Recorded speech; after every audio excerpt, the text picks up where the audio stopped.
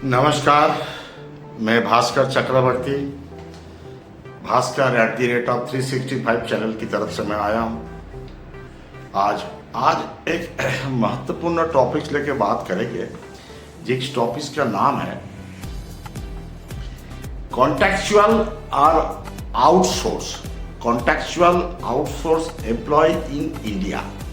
Contextual and outsource employ in India, जो contract में आदमी को लेते हैं या रखते हैं किसी भी ऑर्गेनाइजेशन या आउटसोर्स, जो मतलब अपने पेरोल में नहीं है, दूसरा किसी का पेरोल में है लेकिन कंपनी में काम कर रहा है, ये जो है इसको बोला जाता है कॉन्टेक्चुअल एंड आउटसोर्स एम्प्लॉय।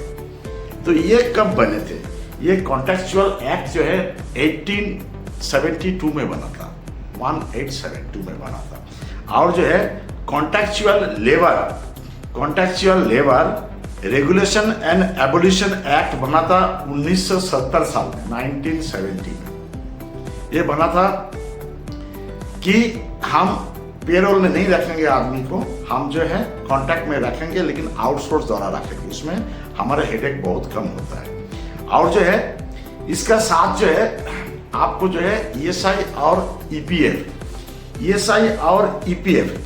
ये जो है हो रहा था, ये जो है होना है। तो ये कॉन्टेक्चुअल एम्प्लॉय या आउटसोर्स एम्प्लॉय, इसको जो है एक लेबर लाइसेंस या कॉन्ट्रैक्ट लेबर लाइसेंस आपको लेना पड़ता है, जिसमें से 20 से अधिक आदमी किसी भी संस्था में काम करता है, किसी भी जगह में काम करता है। और जो है आपको ईएसआई के लिए क्या है, ईएसआई के लिए 10 एम्प्लॉय से ज्यादा हो या 20 एम्प्लॉय से ज्यादा हो। 10 एम्प्लॉय से ज्यादा हो किसी स्टेट में मानता है, किसी स्टेट में जो है 20 एम्प्लॉय से ज्यादा होने से आपको जो है वो ईएसआई होना है। और ईएसआई में जो आते हैं उसका सैलरी जो है आपका 21,000 से कम हो, यह आपको ईएसआई में आता है। और ईपीएफ और मिसलेनियस प्रोविजन एक्ट ये बना था 1952 साल में, 1952 में। 20 आदमी या उससे अधिक आदमी किसी भी ऑर्गेनाइजेशन में काम करता है, किसी भी स्पेसिफिक इंडस्ट्री में काम करता है, उसको जो है आपको ईपीएफ एम्प्लॉय प्रोविडेंट फंड खोलना ही पड़ता है। और कोई भी आदमी उससे भी कम होता है तो वॉलंटियरली भी ये खोल सकता है। इसका एज क्या है? 55-60 का नहीं है, इसका एज है कि आप जब तक उस कंपनी में छोड़ के ना जाए तब तक आपको पैसा कटना है, और ये जो कटना चाहिए।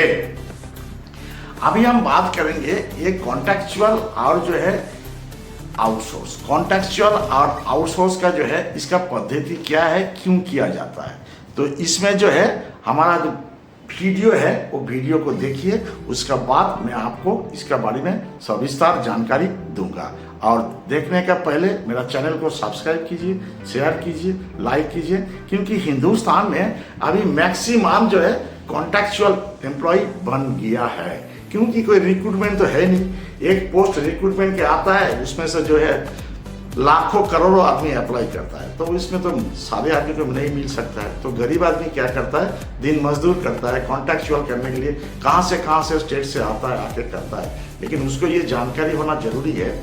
बहुत सारे daily worker, daily labour, security, watchman, housekeeping, GDA worker, various worker, ये जो है किसी इंडस्ट्री में हर चीज का जो है, उसके बाद जो खाना पीना बनाता है, कुक स्टाफ, एफएमबी में काम करता है, वो सारे जो है इसमें आजकल आउटसोर्स दे रहा है। पहले ये वीडियो देखिए, किस लिए देता है, क्यों देता है, इसको देख लीजिए। वीडियो देखने के बाद मैं आपको बता रहा हूँ कॉन्टेक्चुअल एम्प्लॉय को क्या क्या ध्यान में रखना है, और जिसने कॉन्ट्रैक्ट ले रहा है, जो क्लाइंट है, उसको क्या क्या ध्यान में रखना है। तो फिर वो क्लाइंट वाला को भी सुविधा होगा, और जो कॉन्टेक्चुअल वर्कर है, जो डेली बेस का वर्कर है, जो लेबर है किसी भी संस्था में, तो उसको भी जानकारी होगा कि हमको क्या मिल रहा है, क्या नहीं मिल रहा है। चलिए हम वीडियो को देखते हैं। देखने का पहले मेरा वीडियो को जरूर कंटिन्यू देखिए, शेयर कीजिए, सब्सक्राइब कीजिए, लाइक कीजिए, कमेंट्स कीजिए। ठीक है, चलिए वॉच कर रहे हैं। नमस्ते दोस्तों, आज हम बात करेंगे कि आउटसोर्सिंग और कॉन्ट्रैक्ट वर्कर्स बिजनेस के लिए कैसे फायदेमंद हो सकते हैं। सबसे पहले चलिए समझते हैं आउटसोर्सिंग क्या होता है। आउटसोर्सिंग मतलब किसी काम को किसी बाहरी एजेंसी या फ्रीलांसर को देना ताकि आपका खुद का काम बिना किसी रुकावट के चलता रहे। अब इसके फायदों पर बात करते हैं। सबसे बड़ा फायदा है पैसों की बचत। आउटसोर्सिंग में आपको फुल टाइम कर्मचारियों की तरह सैलरी, बेनिफिट्स वगैरह देने की झंझट नहीं होती। आप सिर्फ काम के हिसाब से पैसे देते हो। दूसरा फायदा है एक्सपर्टाइज।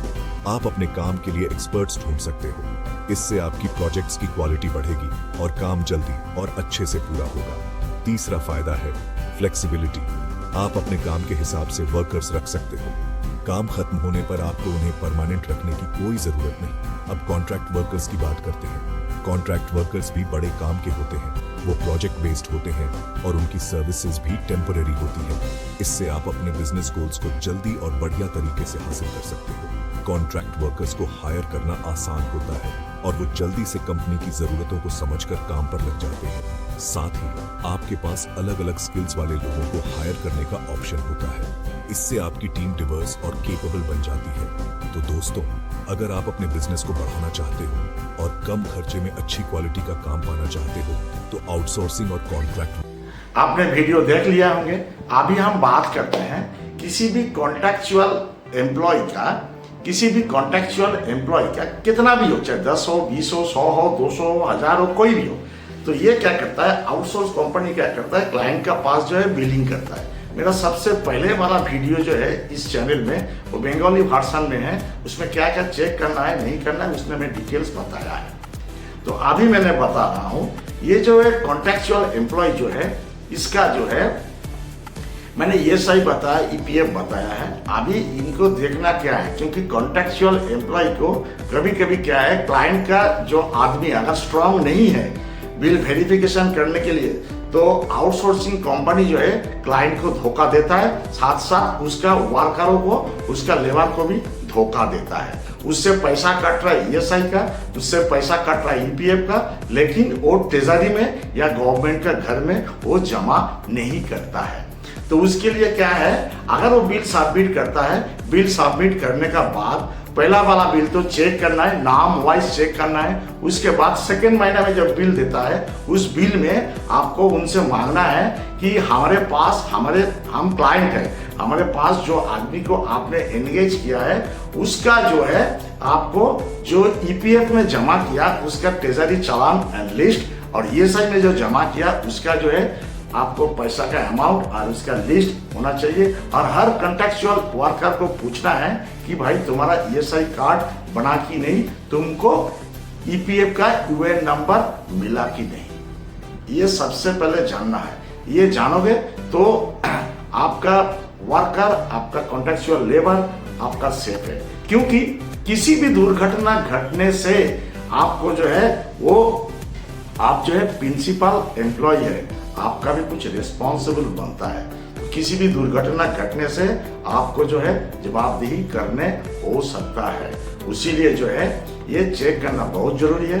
हर महीना बिलिंग के साथ ये चेक करना बहुत जरूरी है। हमने भी जहाँ काम किया है, हमारे पास भी जो बिल आता था, हम हर बिल को हमने जो है चेक करते थे, नाम वाइज चेक करते थे कि वो हमारे पास है कि नहीं, और उसको जो है जानना बहुत जरूरी है। नहीं तो आपको किसी भी टाइम में आपको जो है धोखा दे सकता है, ऑडिट भी आपको पकड़ सकता है। ये था आज का मेरा ये वीडियो का उद्देश्य। खास करके जो कॉन्ट्रैक्चुअल वर्कर है, जो आउटसोर्स वर्कर है, आजकल मैक्सिमम ही आउटसोर्स वर्कर है, कोई भी अब इन हाउस में नहीं है, कोई भी आजकल पेरोल में नहीं है, सारे आदमी ऑफ रोल में हो चुका है। तो इसको ये ध्यान देना बहुत जरूरी है, क्योंकि देश में इतना बेरोजगारी बढ़ गया है। आदमी को पेट पालने के लिए जब सरकारी नौकरी नहीं है, जिसका पास एजुकेशन नहीं है, उसका पास जमीन है, जमीन में खेती में चाष करेगा, उसका बाद तो उसको जाना पड़ेगा कहीं ना कहीं चाकरी नौकरी करने के लिए।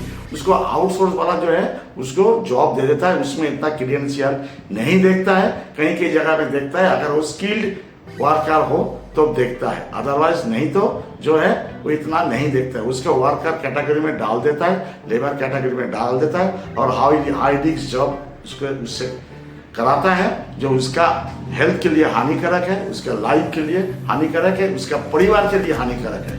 ये जो है मैं यही बोलना था। आप लोग देखिए, वीडियो को पूरा देखिए, इसको शेयर कीजिए, लाइक कीजिए, कमेंट्स कीजिए। और साथ साथ एक बात और बताता हूँ, मेरा एक बंगाली चैनल भी है। उस चैनल का मैंने वेरी रिसेंटली ओपन किया हूँ। उस चैनल का नाम है आमी भास्कर, क्योंकि हम बंगाली पर्सन हैं और जो है हमारे बंगाली जो दर्शकों हैं वो जो है हमको बोले हैं, वो जो है इसीलिए हमने खोला है ये चैनल।